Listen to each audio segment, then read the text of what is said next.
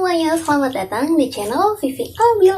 Buat kalian yang baru nemuin channel ini, tolong ya di subscribe dulu, karena subscribe itu gratis. Dan jangan lupa like video ini dan share ke yang lainnya juga ya. Terima kasih.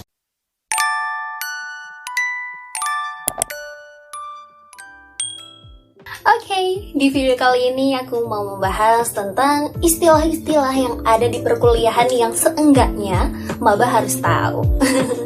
Apalagi sekarang akhir Agustus, awal September, rata-rata maba, terutama sekarang ya, maba 2021 itu udah pada PBAK, udah pada ospek kayak gitu, atau mungkin beberapa dari kalian juga malah udah mulai nih perkuliahannya hari pertama. Gimana kuliahnya? Gimana rasanya kuliah? Gitu ya. Dan sepengalamanku yang juga sama-sama jadi maba online tahun kemarin, tapi itu karena kita online ya, jadi cuma belajarnya sendiri di rumah, di ruangan, nggak ada teman-teman kecuali kalian kalau misalnya emang rumahnya tetanggaan gitu ya sama teman kelasnya. Dan jadinya ya banyak istilah-istilah di perkuliahan yang nggak semua maba tuh tahu gitu.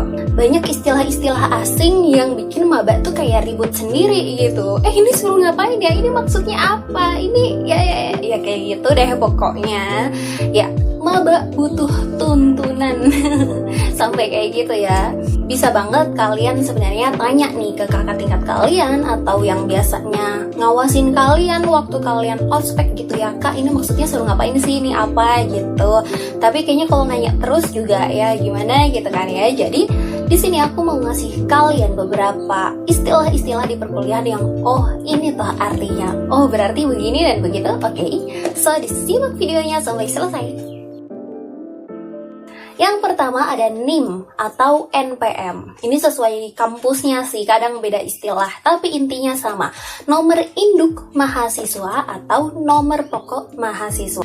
Pasti dari kalian udah pada punya ini semua gitu ya. Ini itu ibarat ya nomor identitas kalian selama di perkuliahan dan gak bakal pernah ganti sampai kalian lulus. Jadi diingat aja nomor kalian berapa, karena nanti misalnya kalian butuh buat daftar beasiswa, bahkan itu biasanya suruh cantumin NPM atau NIM kalian gitu.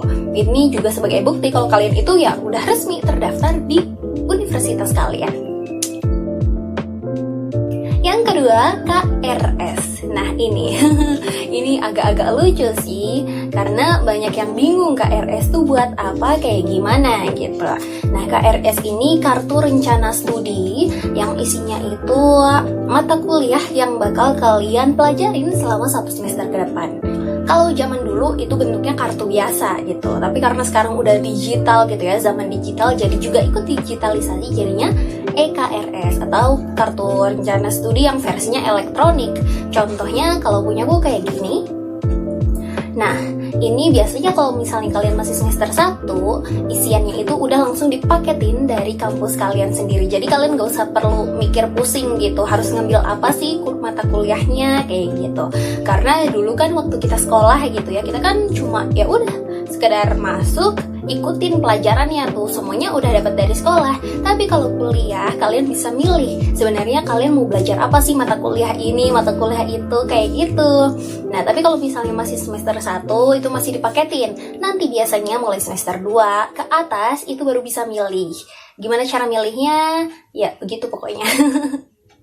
Yang kadang kalau misalnya orang udah ngisi KRS gitu ya, karena ada kuota-kuota kelas juga, kadang suka rebutan kelas kayak gitu. Seru banget sih, seru. Kayak gitu. Istilah yang ketiga, SKS. Ini masih berhubungan sama KRS sebelumnya. Jadi kalau KRS itu isiannya mata kuliah yang mau kita ambil apa aja sih. Nah, tiap mata kuliah itu punya bobot SKS-nya tersendiri. Ada yang biasanya bobotnya 2, 3, atau mungkin juga 4 juga ada gitu. SKS ini apa? SKS ini Sistem Kredit Studi, kalau nggak salah. Ternyata keliru, salah. Ternyata kalau SKS itu satuan kredit semester. Ya, jadi ini kalau misalnya waktu SMA kemarin mungkin ya bisa bilangnya itu jam pelajaran. Kayak misalnya pelajaran yang utama kayak matematika, bahasa Indonesia, bahasa Inggris itu dulu aku biasanya untuk mata pelajaran kayak gitu dapatnya 2 jam pelajaran. Nah, 1 jam pelajaran yang ini dihitungnya itu sekitar 45 sampai 50 menit. Jadi kalau 2 jam pelajaran, ya berarti kita belajar matematika itu selama kurang lebih 1,5 jam kayak gitu. Nah, kalau di kuliahan bukan jam pelajaran lagi istilahnya, tapi SKS, satuan kredit semester. Biasanya juga sama, satu SKS itu berkisar 45 menit atau 50 menit gitu. Jadi kalau misalnya kalian ngambil mata kuliah pengantar ilmu komunikasi itu 3 SKS, ya udah tinggal 45 menit dikali 3, berarti sekitar 2 jam kurang lebih kayak gitu kan. Ada juga yang 2 SKS berarti waktunya lebih pendek kayak gitu. Nah, SKS ini juga bakal jadi syarat buat kapan sih kamu itu boleh buat ngambil KKN atau wisuda, skripsi kayak gitu. Itu biasanya kalau udah memenuhi SKS tertentu. Misalnya butuhnya itu 100 SKS kalau kalian mau skripsi gitu. Jadi ya dari awal semester 1 sampai entah kapan itu, misalnya di semester 7 atau semester 6, kalian udah belum sih 100 SKS? Kalau udah 100 SKS, baru deh boleh buat ngambil skripsi, kayak gitu kurang lebih ya. Dan tentang SKS kayak gini, aku pernah ya diskusi sama temanku, dia bilang dia dapat mata kuliah itu sekitar 9, tapi SKS-nya 2 kayak gitu. Sementara aku ngambilnya itu sekitar 7 atau 8 mata kuliah, tapi SKS-nya ada yang 2, ada yang 3 gitu.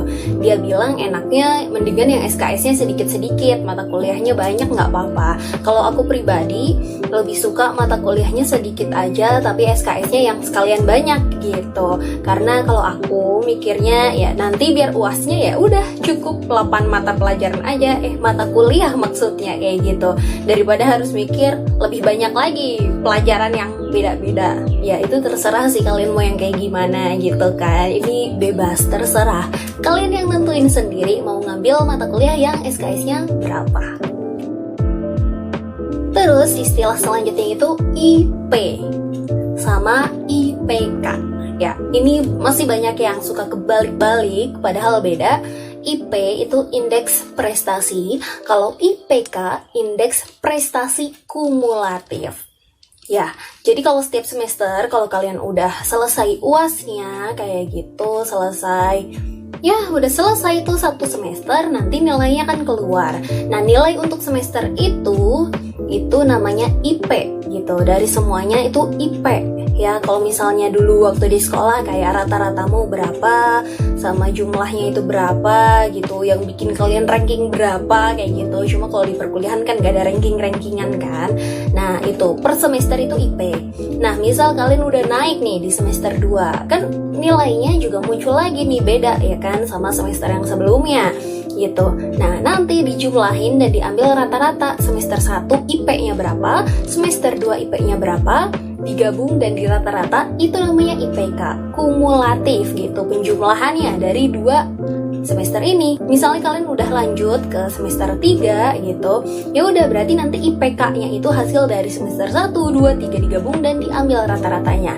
Jadi kalau ada yang nanya IPK-mu berapa, itu bukan hasil dari semester kamu saat ini aja, tapi dari semuanya. Kecuali kalau misalnya yang nanya IP-mu semester ini berapa, nah itu baru benar gitu. Ya kurang lebih kayak gitu, paham lah ya. Jadi yang IP itu cukup 1 semester, kalau yang IPK itu gabungan semester sebelum-sebelumnya juga gitu. Nah, untuk indeks prestasi ataupun IPK, indeks prestasi kumulatif, itu totalnya maksimal 4 gitu. Jadi penilaiannya bukan 1 sampai 100, tapi 1 sampai 4. 1, 2, 3, 4. Bisa juga koma-komaan, misalnya 3,5, 3,75, 3,00, 2,75 kayak gitu. 2,9 juga bisa, bebas gitu. Kalau kalian mau nilai tertinggi, IPK-mu berapa? 100? Mana ada, nggak ada. Adanya 4. Wah, itu keren berarti, sempurna gitu. Nah, berhubungan sama IP, sama IPK yang ada indeksnya itu nilai 1 sampai 4, itu juga ada istilah lainnya nih, cum laude atau summa cum laude atau ya yang lain-lainnya. Itu banyak sebenarnya istilahnya, tapi yang kita sering dengar, aku pengen nanti lulus jadi cum laude, kayak gitu. Pasti sering dengar kayak gitu kan. Nah, cum laude ini tergantung dari kalian dapat IPK-nya itu berapa. Biasanya sekitar 3 sekian di rank angka 3 kayak gitu, itu biasanya dapatnya cum laude. Kalau misalnya 3,75 sampai 4, itu biasanya dapatnya summa cum laude, itu udah paling tertinggi. Terus istilah selanjutnya itu ada doswal atau dospa atau dospa gitu ya, dosen PA. Apa itu? Itu dosen wali atau dosen pembimbing akademik. Ada akademiknya ya, pembimbing akademik gitu. Jadi ini ibarat kalau dulu kita sekolah itu ada wali kelas ya, gitu. Paham kan wali kelas itu fungsinya apa gitu, tugasnya apa. Nah, sama juga nih, sama kayak dosen pembimbing akademik ataupun dosen wali. Jadi itu yang bakal jadi wali kamu, dosen yang mewalikan kamu, yang membimbing kamu tentang akademik dari semester 1 perkuliahan sampai lulus nanti. Jadi kalau misalnya mau sharing-sharing, mau tanya-tanya seputar kuliah atau misalnya minta saran, dan juga ini yang bakal tanda tangan di KRS kamu gitu. Kan KRS tadi kamu yang milih ya, mata kuliahnya itu mau pilih apa aja gitu. Nanti disetujuin apa enggak nih sama dosen wali kamu atau dosen pembimbing akademik kamu gitu. Dan biasanya tiap orang itu dospanya beda-beda gitu. Jadi belum tentu sekelas itu dospanya sama, tapi kemungkinan kebanyakan sama sih gitu. Kalau misalnya dulu wali kelas kan pasti sekelas A gitu ya, pasti sama semuanya nih. Ini wali kelasnya kelas A gitu. Cuma kalau untuk dospa ini belum tentu sama, bisa jadi setengahnya itu, setengah kelas A ini sama, setengahnya beda gitu. Dan juga ini bisa sambil yang di kelas-kelas lain gitu, campuran gitu ya. Terus selanjutnya ada dospem atau dosbing. Nah, ini dosen pembimbing atau dosen bimbingan. Bedanya apa sama dospa? Kan dospa itu dosen pembimbing akademik. Nah, ada akademiknya. Nah, kalau yang dosbing atau dospem ini nggak ada akademiknya, dosen bimbingan, dosen pembimbing. Buat bimbing apa? Buat bimbing skripsi. Ya, jadi nanti kamu bakal ketemu sama dosbing atau dospem ini di tingkat akhir perkuliahan yang khusus sharing sama kamu, bantu kamu buat kamu nyelesain skripsi gitu. Aku pribadi juga belum punya dosbing karena aku juga belum skripsian gitu kan. Ya kurang lebih kayak gitu ya.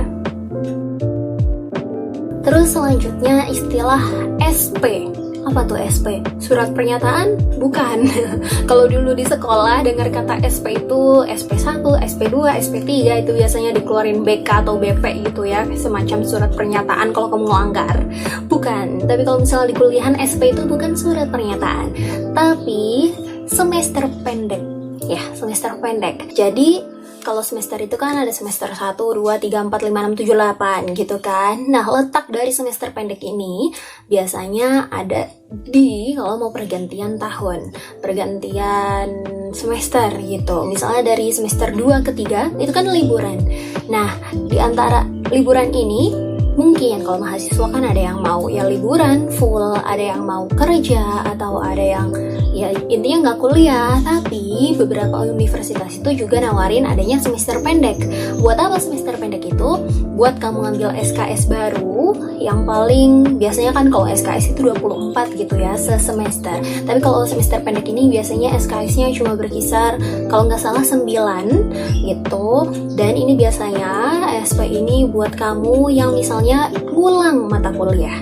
Mata kuliahnya kan tadi ada indeksnya gitu kan, dari 1 sampai 4 gitu, A, B, C, D gitu, ada hurufnya juga.